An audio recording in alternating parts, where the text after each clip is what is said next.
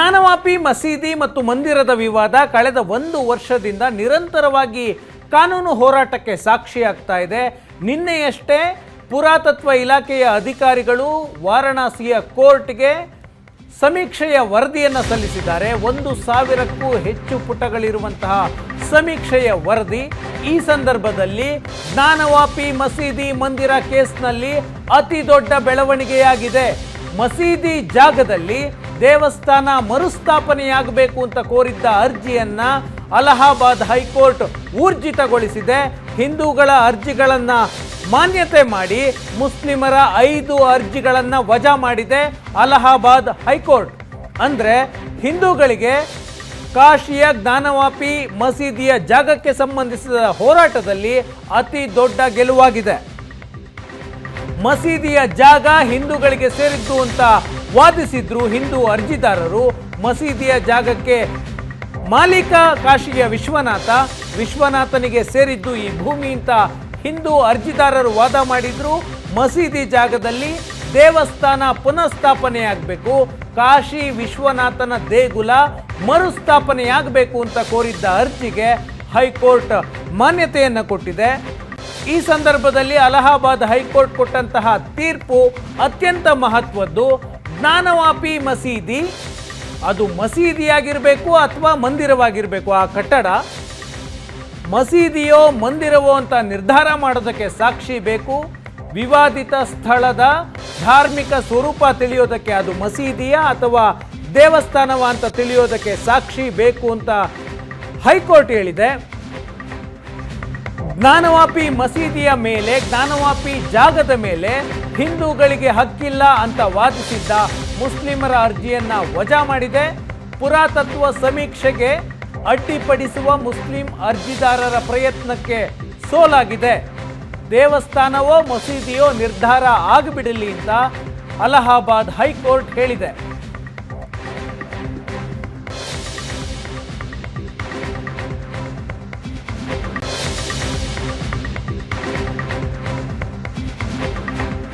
ಜ್ಞಾನವಾಪಿ ಮಸೀದಿ, ಜ್ಞಾನವಾಪಿಯ ಕಟ್ಟಡ ಒಂದು ಮಸೀದಿಯಾಗಿರಬೇಕು ಅಥವಾ ಮಂದಿರ ಆಗಿರಬೇಕು, ಎರಡೂ ಆಗಿರೋದಕ್ಕೆ ಸಾಧ್ಯ ಇಲ್ಲ.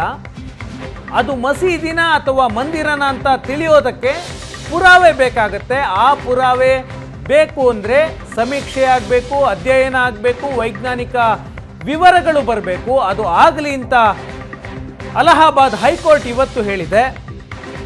ಜ್ಞಾನವಾಪಿ ಜಾಗಕ್ಕೆ ಮಾಲೀಕತ್ವದ ಹಕ್ಕಿಲ್ಲ ಅಂತ ಮುಸ್ಲಿಮರು ಅವತ್ತಿನಿಂದ ಇವತ್ತಿನವರೆಗೆ ವಾದ ಮಾಡ್ತಿದ್ರ, ಆ ವಾದಕ್ಕೆ ಇವತ್ತು ಸೋಲಾಗಿದೆ. ಪುರಾತತ್ವ ಇಲಾಖೆಯ ಸಮೀಕ್ಷೆಗೆ ಅಡ್ಡಿಪಡಿಸುವಂತಹ ಪ್ರಯತ್ನ ಕಳೆದ 35 ವರ್ಷಗಳಿಂದಲೂ ನಡೀತಾ ಇತ್ತು. ಆ ಪ್ರಯತ್ನಕ್ಕೆ ಇವತ್ತು ಸೋಲಾಗಿದೆ. ಹಿಂದೂ ಅರ್ಜಿದಾರರ ವಾದಕ್ಕೆ ಗೆಲುವು ಸಿಕ್ಕಿದೆ. ಹೈಕೋರ್ಟ್ ಇವತ್ತು ಸ್ಪಷ್ಟವಾಗಿ ಹೇಳ್ತು, ಅದು ದೇವಸ್ಥಾನನ ಅಥವಾ ಮಸೀದಿಯ ನಿರ್ಧಾರ ಆಗಿಬಿಡಲಿ ಅಂತ. ಹಾಗಾದ್ರೆ ಅಲಹಾಬಾದ್ ಹೈಕೋರ್ಟ್ ಕೊಟ್ಟಂತಹ ಆದೇಶ ಏನಾಗಿತ್ತು ಅನ್ನೋದನ್ನ ವಿವರವಾಗಿ ಹೇಳ್ತೀನಿ. ಕಾಶಿಯ ವಿಶ್ವನಾಥನ ಮೂಲ ದೇಗುಲ ಆಗಿತ್ತು ಮಸೀದಿ ಇರುವಂತಹ ಜಾಗ ಅನ್ನೋದು ಹಿಂದೂ ಅರ್ಜಿದಾರರ ವಾದ. ನೀವು ಆ ದೃಶ್ಯಗಳನ್ನು ನೋಡಿದರೆ ಗೊತ್ತಾಗುತ್ತೆ. ಮುಂದಿನಿಂದ ಮಸೀದಿ ಅಂತ ಕಾಣುತ್ತೆ ಕಟ್ಟಡ, ಹಿಂದಿನಿಂದ ದೇವಸ್ಥಾನದ ಗೋಡೆಗಳ ಮೇಲೆ ಆ ಮಸೀದಿಯ ಗುಮ್ಮಟವನ್ನು ನಿರ್ಮಿಸಿರೋದು ಸ್ಪಷ್ಟವಾಗಿ ಕಾಣುತ್ತೆ. ದೇವಸ್ಥಾನದ ಕಂಬಗಳ ಮೇಲೆ ಮಸೀದಿಯ ಗುಮ್ಮಟವನ್ನು, ಮಸೀದಿಯ ಕಮಾನನ್ನು ನಿರ್ಮಾಣ ಮಾಡಲಾಗಿದೆ. ದೇವಸ್ಥಾನದ ಕಂಬಗಳ ಮೇಲೆ ಹೊರಗಿನಿಂದ ನೋಡಿದರಷ್ಟೇ ಸ್ಪಷ್ಟವಾಗಿ ಕಾಣಿಸುತ್ತೆ. ಆದರೆ ಕಾನೂನಿನ ಮುಂದೆ, ಕೋರ್ಟ್ನ ಮುಂದೆ ಸಾಕ್ಷಿಗಳು ಬೇಕಾಗುತ್ತೆ. ಆ ಕಾರಣಕ್ಕೋಸ್ಕರ ಕಾಶಿಯ ವಾರಣಾಸಿಯ ಜಿಲ್ಲಾ ಕೋರ್ಟ್ ಸಮೀಕ್ಷೆಗೆ ಆದೇಶ ಮಾಡಿತ್ತು. ಆ ಸಮೀಕ್ಷೆಗೆ ಆದೇಶವನ್ನು ಕೂಡ ಪ್ರಶ್ನೆ ಮಾಡಲಾಗಿತ್ತು. ಒಟ್ಟಾರೆ ಹಿಂದೂ ಅರ್ಜಿದಾರರು ತಮ್ಮ ಮಾಲೀಕತ್ವವನ್ನು, ತಮ್ಮ ಹಕ್ಕನ್ನು ಮಂಡಿಸಬಾರದು ಅಂತ ವಾದ ಮಾಡಲಾಗಿತ್ತು. ಆ ವಾದಕ್ಕೆ ಸೋಲಾಗಿದೆ. ನಾ ಮೊದಲಿಗೆ ಹೈಕೋರ್ಟ್ ಕೊಟ್ಟಂತಹ ಆದೇಶ ಏನು ಅನ್ನೋದನ್ನು ವಿವರವಾಗಿ ಹೇಳ್ತೀನಿ. ಜ್ಞಾನವಾಪಿ ವಿಷಯವಾಗಿ ಹಿಂದೂಗಳು ಸಲ್ಲಿಸಿರುವಂತಹ ಅರ್ಜಿಗಳು ಮಾನ್ಯ. ಜ್ಞಾನವಾಪಿ ಮಸೀದಿಯ ಮಾಲೀಕತ್ವ ತಮ್ಮದು ಅಂತ ಹಿಂದೂಗಳು ಸಲ್ಲಿಸಿರುವಂತಹ ಅರ್ಜಿಯನ್ನು ಮಾನ್ಯ ಮಾಡಿದೆ ಕೋರ್ಟ್. ಜ್ಞಾನವಾಪಿ ವಿವಾದ 1991ರ ಪೂಜಾ ಸ್ಥಳಗಳ ಕಾಯ್ದೆಗೆ ಒಳಪಡುವುದಿಲ್ಲ. 1991ರ ಕಾಯ್ದೆ ಏನು ಹೇಳುತ್ತೆ? 1947ಕ್ಕೆ ಮೊದಲು ಯಾವ ಸ್ಥಿತಿಯಲ್ಲಿ ಧಾರ್ಮಿಕ ವಿಧಿವಿಧಾನ ನಡೀತಾ ಇತ್ತೋ ಅದೇ ವಿಧಿವಿಧಾನ ಕಂಟಿನ್ಯೂ ಆಗಬೇಕು, ಯಾವುದೇ ವಿವಾದ ಆಗೋಗಿಲ್ಲ ಅಂತ ಹೇಳಿತ್ತು. ಆದರೆ ಆ ಕಾಯ್ದೆಗೆ ಈ ಜಾಗ ಒಳಪಡೋದಿಲ್ಲ ಅಂತ ಇವತ್ತು ಹೈಕೋರ್ಟ್ ಹೇಳಿದೆ. ಮುಸ್ಲಿಂ ಅರ್ಜಿದಾರರು ಸಲ್ಲಿಕೆ ಮಾಡಿದಂತಹ ಎಲ್ಲ 5 ಅರ್ಜಿಗಳನ್ನು ವಜಾ ಮಾಡಿದೆ. ಸುನ್ನಿ ವಕ್ಫ್ ಬೋರ್ಡ್, ಉತ್ತರ ಪ್ರದೇಶದ ಸುನ್ನಿ ವಕ್ಫ್ ಬೋರ್ಡ್ 2 ಅರ್ಜಿಗಳನ್ನು ಸಲ್ಲಿಸಿತ್ತು. ಮಸೀದಿ ಕಮಿಟಿ 3 ಅರ್ಜಿಗಳನ್ನು ಸಲ್ಲಿಸಿತ್ತು. ಒಟ್ಟು 5 ಅರ್ಜಿಗಳನ್ನು ವಜಾ ಮಾಡಲಾಗಿದೆ. ಪೂಜಾ ಸ್ಥಳಗಳ ಕಾಯ್ದೆಯಲ್ಲಿ ಧಾರ್ಮಿಕ ಸ್ವರೂಪವನ್ನು ವ್ಯಾಖ್ಯಾನಿಸುವುದಿಲ್ಲ. ಪೂಜಾ ಸ್ಥಳಗಳ ಕಾಯ್ದೆ ಧಾರ್ಮಿಕ ಸ್ವರೂಪ ಏನು, ಎತ್ತ, ಹೇಗೆ ಅನ್ನೋದನ್ನು ವ್ಯಾಖ್ಯಾನ ಮಾಡಿಲ್ಲ. ವಿವಾದಿತ ಸ್ಥಳದ ಧಾರ್ಮಿಕ ಸ್ವರೂಪ ಏನು ಎಂಬುದನ್ನು ತಿಳಿಯೋದಕ್ಕೆ ಪುರಾವೆಯ ಅಗತ್ಯ ಇದೆ, ಸಾಕ್ಷಿಯ ಅಗತ್ಯ ಇದೆ. ಆ ಧಾರ್ಮಿಕ ಸ್ವರೂಪ, ಜ್ಞಾನವಾಪಿಯ ಕಟ್ಟಡ ಹಿಂದೂಗಳದ್ದೋ ಅಥವಾ ಮುಸ್ಲಿಮರದ್ದೋ ಅಂತ ತಿಳಿಯೋದಕ್ಕೆ ಪುರಾವೆ ಅಗತ್ಯ ಇದೆ. ಪುರಾವೆ ನೋಡಿದ ಮೇಲಷ್ಟೇ, ಸಾಕ್ಷಿಯನ್ನು ನೋಡಿದ ಮೇಲಷ್ಟೇ ನ್ಯಾಯಾಲಯ ತೀರ್ಮಾನ ಮಾಡಬಹುದು.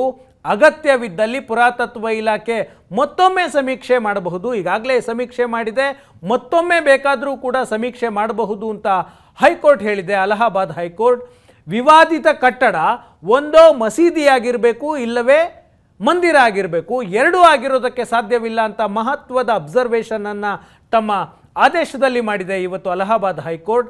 ಜ್ಞಾನವಾಪಿ ದೇವಸ್ಥಾನವೋ ಅಥವಾ ಮಸೀದಿಯೋ ಅನ್ನೋದನ್ನು ನಿರ್ಧರಿಸೋದಕ್ಕೆ ಸಾಕ್ಷಿ ಬೇಕು. ಒಂದು ಕಟ್ಟಡ ಹಿಂದೂ ಅಥವಾ ಮುಸ್ಲಿಂ ಸ್ವರೂಪ ಯಾವುದಾದ್ರೂ ಒಂದನ್ನು ಹೊಂದಿರಬೇಕು, ಎರಡನ್ನೂ ಹೊಂದಿರೋದಕ್ಕೆ ಸಾಧ್ಯ ಇಲ್ಲ. ಈ ವಿವಾದ ದೇಶದ 2 ಪ್ರಮುಖ ಸಮುದಾಯಗಳನ್ನು ಬಾಧಿಸುತ್ತೆ, 2 ಸಮುದಾಯಗಳಿಗೆ ಬೇಕಾದಂತಹ ವಿಚಾರ. ಹಾಗಾಗಿ ಈ ವಿವಾದ ಇರುವಂತಹ ಅರ್ಜಿಗಳನ್ನು ವಾರಣಾಸಿಯ ಕೋರ್ಟ್ 6 ತಿಂಗಳೊಳಗೆ ವಿಚಾರಣೆಯನ್ನು ಮುಗಿಸಬೇಕು ಅಂತ ಅಲಹಾಬಾದ್ ಹೈಕೋರ್ಟ್ ಆದೇಶವನ್ನು ಕೊಟ್ಟಿದೆ. ಇದು 1991ರಲ್ಲಿ ಹಿಂದೂಗಳು ಅಲಹಾಬಾದ್ ಹೈಕೋರ್ಟ್ ಮತ್ತು ವಾರಣಾಸಿಯ ಜಿಲ್ಲಾ ಕೋರ್ಟ್ನಲ್ಲಿ, ವಾರಣಾಸಿಯ ವಿಚಾರಣಾ ಕೋರ್ಟ್ನಲ್ಲಿ ಸಲ್ಲಿಕೆ ಮಾಡಿದಂತಹ ಅರ್ಜಿ.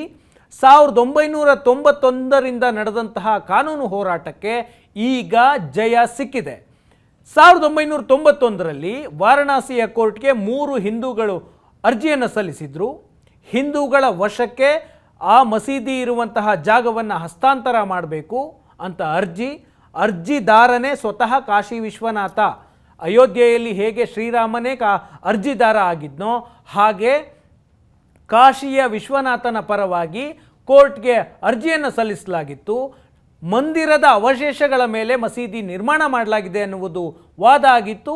ಮಸೀದಿಯ ಜಾಗದಲ್ಲಿ ಮಸೀದಿಯ ಬದಲು ದೇವಸ್ಥಾನವನ್ನು ಮರುಸ್ಥಾಪನೆಗೆ ಅವಕಾಶ ಕೋರಲಾಗಿತ್ತು 1991ರಲ್ಲಿ. ಆಗ ಹಿಂದೂಗಳು ವಾದ ಮಾಡಿದ್ರು, ಈ ಜಾಗ, ಈ ಸ್ಥಳದ ವಿವಾದ ಪೂಜಾ ಸ್ಥಳಗಳ ಕಾನೂನಿನ ವ್ಯಾಪ್ತಿಗೆ ಬರೋದಿಲ್ಲ. ಪೂಜಾ ಸ್ಥಳಗಳ ಕಾನೂನು 1991ರಲ್ಲಿ ಜಾರಿಗೆ ಬಂತು. ಆ ಕಾನೂನಿಗೆ ಈ ಜಾಗ ಒಳಪಡೋದಿಲ್ಲ, ಅನ್ವಯ ಆಗೋದಿಲ್ಲ. ಆ ಕಾನೂನಿನಲ್ಲಿ ಜ್ಞಾನವಾಪಿ ಮಸೀದಿ ಆ ಕಾಯ್ದೆಯ ವ್ಯಾಪ್ತಿಗೆ ಬರೋದಿಲ್ಲ. ಈ ಮಸೀದಿಯ ವಿವಾದ, ಈ ಕಟ್ಟಡದ ವಿವಾದ ಸ್ವಾತಂತ್ರ್ಯ ಪೂರ್ವದಿಂದಲೂ ಇದೆ, ನೂರಾರು ವರ್ಷಗಳಿಂದ ವಿವಾದ ಇದೆ. ಹಾಗಾಗಿ ಆ ವಿವಾದವನ್ನು 1991ರ ಕಾಯ್ದೆ ಅಡ್ಡಿ ಮಾಡೋದಿಲ್ಲ ಅಂತ ಹಿಂದೂಗಳು 1991ರಲ್ಲಿ ಸಲ್ಲಿಕೆ ಮಾಡಿದಂತಹ ಅರ್ಜಿ 32 ವರ್ಷಗಳ ನಂತರ ಈ ಕೇಸ್ನ ತೀರ್ಪು ಬಂದಿದೆ. ಆ ಅರ್ಜಿದಾರರು 1991ರಲ್ಲಿ ಕಾಶಿಯ ಕೋರ್ಟ್ಗೆ, ಅಲಹಾಬಾದ್ ಹೈಕೋರ್ಟ್ಗೆ ಅರ್ಜಿಯನ್ನು ಸಲ್ಲಿಸಿದಾಗ ಮುಸ್ಲಿಮರು ಕೂಡ ಕೌಂಟರ್ ಅರ್ಜಿಗಳನ್ನು ಸಲ್ಲಿಸಿದರು. ಅವರ ಅರ್ಜಿಯ ಪ್ರಕಾರ ಮುಸ್ಲಿಮರು ಸಲ್ಲಿಕೆ ಮಾಡಿದಂತಹ ಅರ್ಜಿ ಹಿಂದೂ ಅರ್ಜಿಗಳನ್ನು ಮಾನ್ಯತೆ ಮಾಡಬಾರ್ದು, ಹಿಂದೂ ಅರ್ಜಿಗಳನ್ನು ಪ್ರಶ್ನೆ ಮಾಡಿ ಸಲ್ಲಿಕೆ ಮಾಡಲಾಗಿತ್ತು. ಒಟ್ಟು 5 ಅರ್ಜಿ. ಜ್ಞಾನವಾಪಿ ಮಸೀದಿಯ ಕಮಿಟಿಯಿಂದ 3, ಉತ್ತರ ಪ್ರದೇಶದ ಸುನ್ನಿ ವಕ್ಫ್ ಬೋರ್ಡ್ನಿಂದ 2 ಅರ್ಜಿಗಳನ್ನು ಸಲ್ಲಿಕೆ ಮಾಡಲಾಗಿತ್ತು. ಹಿಂದೂಗಳ ಅರ್ಜಿ ವಿಚಾರಣೆಗೆ ಯೋಗ್ಯವಲ್ಲ, ವಿಚಾರಣೆಗೆ ಮಾನ್ಯವಲ್ಲ ಅಂತ ಪ್ರಶ್ನಿಸಿ ಸಲ್ಲಿಸಲಾಗಿದ್ದಂತಹ ಅರ್ಜಿ. ಮಸೀದಿಯ ಮಾಲೀಕತ್ವ ಹಿಂದೂಗಳಿಗೆ ಸೇರಿದ್ದಲ್ಲ, ಆ ಮಾಲೀಕತ್ವ ಮುಸ್ಲಿಮರಿಗೆ ಸೇರಿದ್ದು. ಮಸೀದಿಯ ಸಮೀಕ್ಷೆ ಮಾಡೋದು, ಮಸೀದಿಯಲ್ಲಿ ಸರ್ವೆ ಮಾಡೋದು ಅಕ್ರಮ. ಪೂಜಾ ಸ್ಥಳಗಳ ಕಾಯ್ದೆಯ ಪ್ರಕಾರ ಇದು ಅಕ್ರಮ, ಹಿಂದೂಗಳ ಅರ್ಜಿ ಅಮಾನ್ಯ ಅಂತ ವಾದಿಸಲಾಗಿತ್ತು. ಇವತ್ತಿನ ಆದೇಶ ಕಾಶಿಯ ಜ್ಞಾನವಾಪಿ ಮಸೀದಿಯ ಪ್ರದೇಶ ಪೂಜಾ ಸ್ಥಳಗಳ ಕಾಯ್ದೆ 1991ಕ್ಕೆ ಒಳಪಡೋದಿಲ್ಲ ಅಂತ ಅಲಹಾಬಾದ್ ಹೈಕೋರ್ಟ್ ಸ್ಪಷ್ಟವಾಗಿ ಹೇಳಿದೆ. ಕಾಶಿಯ ಜ್ಞಾನವಾಪಿ ಮಸೀದಿ ಮತ್ತು ಮಥುರಾದ ಶಾಹಿ ಈದ್ಗಾ ಮಸೀದಿಯ ಎರಡೂ ಮಸೀದಿಗಳಲ್ಲಿ ಮುಸ್ಲಿಂ ಅರ್ಜಿದಾರರ ವಾದ ಒಂದೇ. 1991ರ ಪೂಜಾ ಸ್ಥಳಗಳ ಕಾಯ್ದೆ ಪ್ರಕಾರ ಇದು ಕಾನೂನು ಬಾಹಿರ ಅನ್ನೋದು ಅವರ ವಾದ. ಆ ವಾದಕ್ಕೆ ಇವತ್ತು ಸೋಲಾಗಿದೆ. ಹಾಗಾದರೆ ಇದರ ಇಂಪ್ಯಾಕ್ಟ್ ಏನಾಗುತ್ತೆ? ಇವತ್ತಿನ ಹೈಕೋರ್ಟ್ ಆದೇಶದ ಇಂಪ್ಯಾಕ್ಟ್ ಏನಾಗುತ್ತೆ? ಜ್ಞಾನವಾಪಿ ಪುರಾತನ ಕಟ್ಟಡ, ಪೂಜಾ ಸ್ಥಳಗಳ ಕಾಯ್ದೆ ಈ ವಿಷಯದಲ್ಲಿ ಅನ್ವಯ ಆಗೋದಿಲ್ಲ ಅಂತ ಕೋರ್ಟ್ ಹೇಳಿದೆ. ಮತ್ತು ಪುರಾತತ್ವ ಇಲಾಖೆಯ ಸಮೀಕ್ಷೆಯ ವರದಿ ಸಾಕ್ಷಿಯಾಗುತ್ತೆ. ಇಲ್ಲಿ ಅಲಹಾಬಾದ್ ಹೈಕೋರ್ಟ್ನ ಇಂಪ್ಯಾಕ್ಟ್ ಏನಾಗುತ್ತೆ ಅಂತ ನೋಡಿದ್ರೆ, ಪುರಾತತ್ವ ಇಲಾಖೆಯ ಸಮೀಕ್ಷಾ ವರದಿ ನಿನ್ನೆ ಬಂದಿದೆ, ಅದು ಇಲ್ಲಿ ಪ್ರಮುಖವಾದ ಸಾಕ್ಷಿಯಾಗುತ್ತೆ. ದೇವಸ್ಥಾನವನ್ನು ಒಡೆದು ಮಸೀದಿ ಕಟ್ಟಲಾಗಿದೆಯಾ ಅನ್ನೋದರ ಅಧ್ಯಯನ ನಡೆಯುತ್ತೆ. ಆ ಅಧ್ಯಯನದ ವರದಿ ಸಾಕ್ಷಿಯಾಗುತ್ತೆ. ಪುರಾತತ್ವ ಇಲಾಖೆ ನಿನ್ನೆ ವರದಿ ಕೊಟ್ಟಿದೆ, 1,000 ಪುಟಗಳ ವರದಿ ಅದು. ಆ ವರದಿಯನ್ನು ಸೀಲ್ಡ್ ಕಾಪಿಯಲ್ಲಿ ವಾರಣಾಸಿಯ ಕೋರ್ಟ್ಗೆ ಸಲ್ಲಿಕೆ ಮಾಡಲಾಗಿದೆ. ದೇವಸ್ಥಾನ ಒಡೆದು ಮಸೀದಿ ಕಟ್ಟಲಾಗಿದೆಯಾ ಅನ್ನೋದರ ಅಧ್ಯಯನ ಆಗುತ್ತೆ. ಔರಂಗಜೇಬ ದೇಗುಲವನ್ನು ಧ್ವಂಸ ಮಾಡಿದ್ದಕ್ಕೆ ಇರುವ ಲಿಖಿತ ಸಾಕ್ಷಿಗಳನ್ನು ಪರಿಗಣನೆ ಮಾಡಲಾಗುತ್ತೆ. 1669ರಲ್ಲಿ ಔರಂಗಜೇಬ ಜ್ಞಾನವಾಪಿ ಜಾಗದಲ್ಲಿದ್ದಂತಹ ಕಾಶಿ ವಿಶ್ವನಾಥನ ದೇಗುಲವನ್ನು ಧ್ವಂಸ ಮಾಡಿದ್ದಕ್ಕೆ ಆದೇಶ ಕೊಟ್ಟ ಕಾಪಿ ಇದೆ. ಹಿಂದೂ ಅರ್ಜಿದಾರರು ಅದನ್ನು ಕೋರ್ಟ್ಗೆ ಸಲ್ಲಿಕೆ ಮಾಡಿದ್ದಾರೆ, ಅದು ಸಾಕ್ಷಿಯಾಗುತ್ತೆ. ಇದರ ಜೊತೆಗೆ ಮಾಸಿರ್ ಇ ಆಲಂಗಿರಿ ಅನ್ನುವಂತಹ ಪುಸ್ತಕದಲ್ಲಿ ದೇಗುಲ ಧ್ವಂಸಕ್ಕೆ ಸಾಕ್ಷಿ ಇದೆ. ಮಾಸಿರ್ ಇ ಆಲಂಗಿರಿ ಪುಸ್ತಕ ಔರಂಗಜೇಬ ತಾನು ಆಳ್ವಿಕೆ ಮಾಡ್ತಿದ್ದಂತಹ ಸಂದರ್ಭದಲ್ಲಿ ತಾನು ಮಾಡಿದ ಕೆಲಸವನ್ನೆಲ್ಲ ಆತನೇ ಬರೆಸಿಕೊಂಡಂತಹ ಪುಸ್ತಕ. ಮುಸ್ಲಿಂ ದೊರೆಗಳೆಲ್ಲರೂ ಕೂಡ ಅವರ ಹೆಸರಿನಲ್ಲಿ ಇತಿಹಾಸವನ್ನು ಬರೆಸಿಕೊಳ್ತಾ ಇದ್ರು. ಅದಕ್ಕೆ ಉದಾಹರಣೆ ಅಕ್ಬರ್ನಾಮ, ಬಾಬರ್ನಾಮ ಈ ಥರ ಇದೆ. ಔರಂಗಜೇಬ ಮಾಸಿರ್ ಇ ಆಲಂಗಿರಿ ಅನ್ನುವಂತಹ ಪುಸ್ತಕವನ್ನು ಬರೆಸಿಕೊಂಡಿದ್ದ. ಆ ಪುಸ್ತಕದಲ್ಲೂ ಕೂಡ ಸಾಕ್ಷ್ಯ ಇದೆ. ಅಯೋಧ್ಯೆ ಮಾದರಿಯಲ್ಲಿ ಕಾನೂನು ಪ್ರಕಾರ ಈ ವಿವಾದ ಇತ್ಯರ್ಥ ಆಗುತ್ತೆ ಅನ್ನೋದಕ್ಕೆ ಅಲಹಾಬಾದ್ನ ಹೈಕೋರ್ಟ್ನ ಇವತ್ತಿನ ಆದೇಶ ಸೂಚನೆಯನ್ನು ಕೊಡ್ತಾ ಇದೆ. ಇದರ ಜೊತೆಗೆ ಇವತ್ತಿನ ಅಲಹಾಬಾದ್ ಹೈಕೋರ್ಟ್ನ ಆದೇಶವನ್ನು ಪ್ರಶ್ನೆ ಮಾಡಿ ಮುಸ್ಲಿಂ ಅರ್ಜಿದಾರರು ಸುಪ್ರೀಂ ಕೋರ್ಟ್ನ ಕಟಕಟೆಗೆ ಹೋಗಬಹುದು. ಈಗ ಈ ಎಲ್ಲ ವಿಷಯದಲ್ಲೂ ಕೂಡ ಪೂಜಾ ಸ್ಥಳಗಳ ಕಾಯ್ದೆಯನ್ನು ಮುಸ್ಲಿಂ ಅರ್ಜಿದಾರರು ಪ್ರಸ್ತಾಪ ಮಾಡ್ತಾರೆ. ಹಾಗಾದರೆ ಪೂಜಾ ಸ್ಥಳಗಳ ಕಾಯ್ದೆ ಅಂದರೆ ಏನು, ಹೇಗೆ ಅಂತ 1990ರ ದಶಕದಲ್ಲಿ ಅಯೋಧ್ಯೆಯ ಹೋರಾಟ ತೀವ್ರವಾಗಿದ್ದಂತಹ ಸಂದರ್ಭದಲ್ಲಿ ಈ ಕಾನೂನನ್ನು ಜಾರಿಗೆ ತರಲಾಯಿತು. ಆ ಕಾಯ್ದೆ ಹೇಳೋದು 1991ರ ಜುಲೈ 11ರಿಂದ ಈ ಕಾಯ್ದೆ ಜಾರಿಯಲ್ಲಿದೆ. ಆ ಕಾಯ್ದೆಯ ಪ್ರಕಾರ ಯಾವುದೇ ಧಾರ್ಮಿಕ ಸ್ಥಳದ ಸ್ವರೂಪ ಬದಲಿಸುವಂತಿಲ್ಲ, ಹೇಗಿತ್ತೋ ಹಾಗೇ ಇರಬೇಕು. ಸದ್ಯ ಆಚರಣೆಯಲ್ಲಿರುವಂತಹ ಧಾರ್ಮಿಕ ಸ್ವರೂಪವನ್ನು ಯಾವುದೇ ಕಾರಣಕ್ಕೂ ಬದಲಿಸಬಾರದು. ಅಂದರೆ ಅದಕ್ಕೊಂದು ಡೇಟ್ ಇದೆ. 1997ರ ಆಗಸ್ಟ್ 15ರ ನಂತರ ಯಾವ ಸ್ವರೂಪ ಇತ್ತೋ ಹಾಗೇ ಇರಬೇಕು. ಯಾವುದೇ ಕಾರಣಕ್ಕೂ ಬದಲಾವಣೆ ಆಗೋ ಆಗಿಲ್ಲ.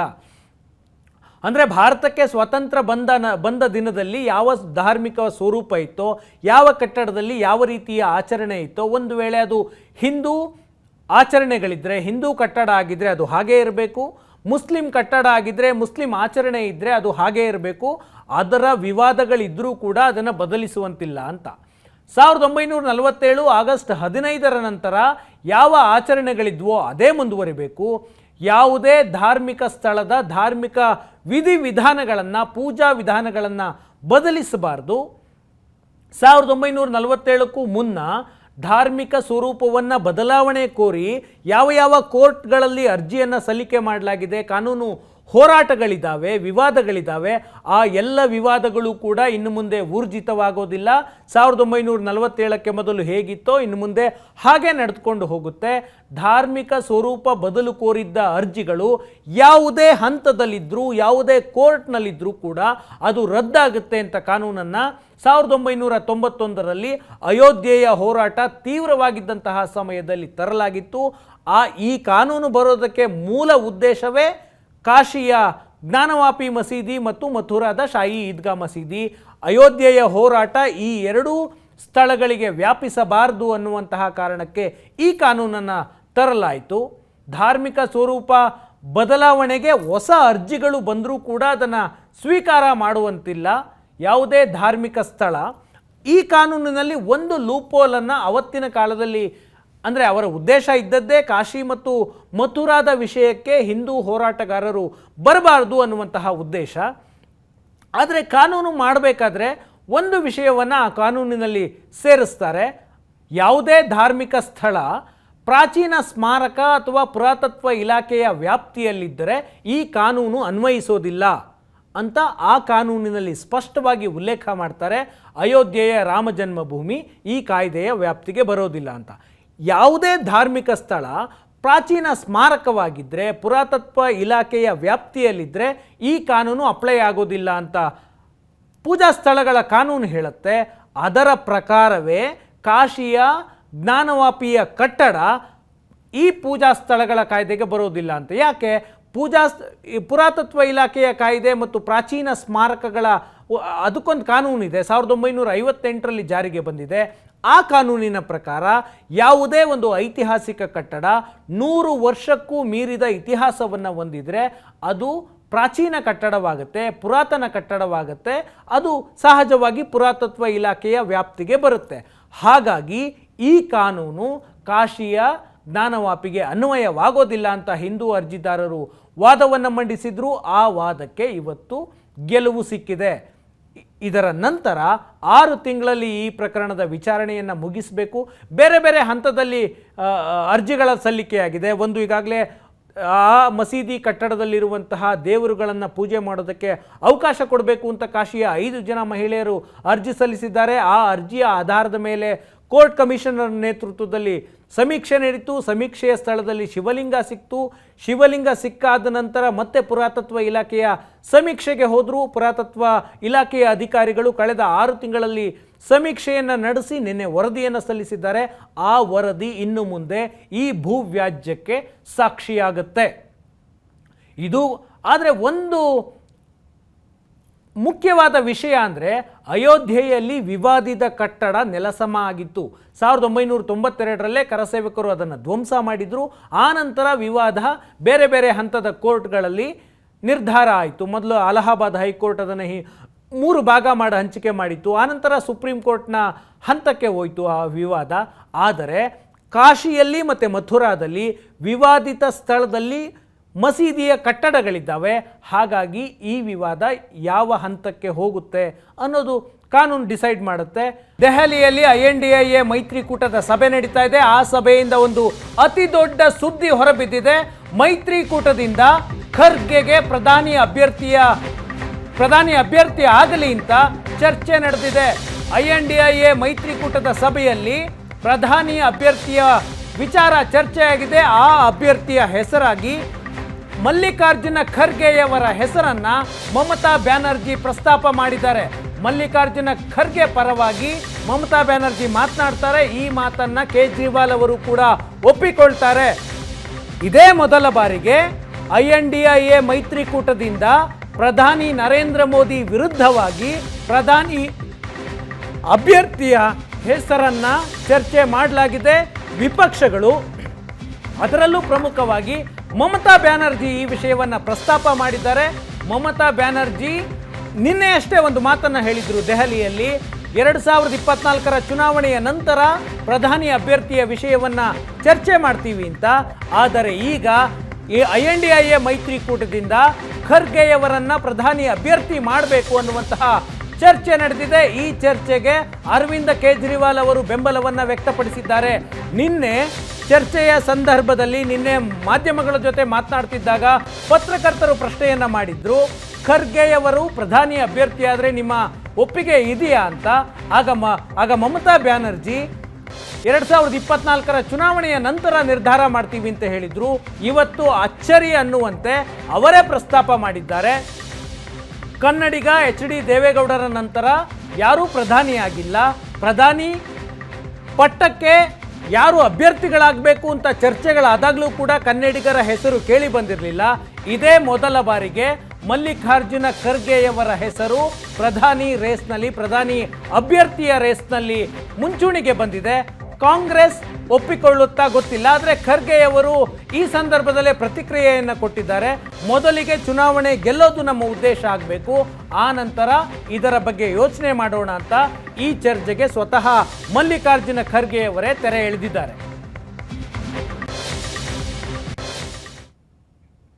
ಇದಾಗಿತ್ತು ಇವತ್ತಿನ ನ್ಯೂಸ್ 360. ಈಗ ಒಂದು ಬ್ರೇಕ್ನ ನಂತರ ವಿಶೇಷ ಕಾರ್ಯಕ್ರಮ ಪ್ರಸಾರವಾಗುತ್ತೆ. ನೇರ ದಿಟ್ಟ ನಿರಂತರ ಸುದ್ದಿಗಾಗಿ ನೋಡ್ತಾ ಇರಿ ಏಷ್ಯಾನೆಟ್ ಸುವರ್ಣ ನ್ಯೂಸ್.